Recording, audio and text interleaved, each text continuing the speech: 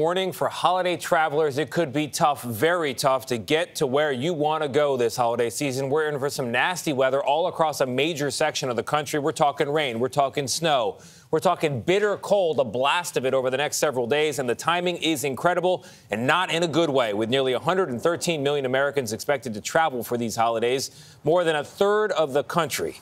Kris Van Cleave is at Washington's Reagan National Airport for us. You got there okay. Are other people going to get where they want to go? Kris, good morning. Good morning. That really depends on when you leave. Take United Airlines alone. They have issued travel waivers for more than 140 cities, more than 140 because of this storm. The thought was that Thursday and Friday were going to be the two busiest days of this holiday season to fly. The message now is leave today if you can. This morning, the storm that made driving dangerous in the Pacific Northwest. Pretty icy and pretty slick. Yeah, super slick. It was going like this. And canceled about 200 flights in and out of Seattle's airport Tuesday is just getting started.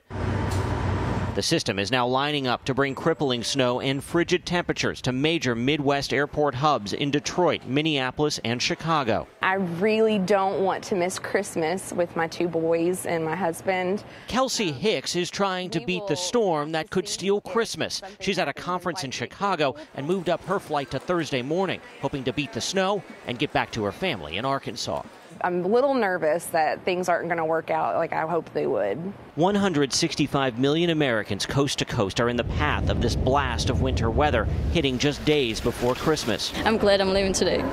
Dumping snow in the Midwest, and will head as far south as Texas, just as an estimated 113 million are expected to travel for the holidays. If you're flying, be prepared to be delayed, disrupted, and canceled. And Christmas dinner may be at an airport. But most Americans will be hitting the road, with nearly 102 million expected to be driving, including Mike Carter's son, who's trying to beat the storm home to Chicago. We don't want anything to happen to our holiday plans. That's the whole scary part. Otherwise, we'll have 10 tons of food at home with nobody to eat it.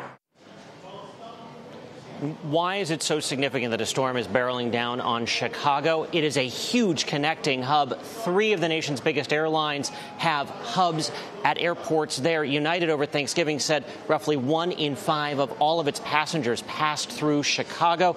So we're talking about a ripple effect that will stretch coast to coast. Gayle? Kris, thank you. Not the news most people want to hear today.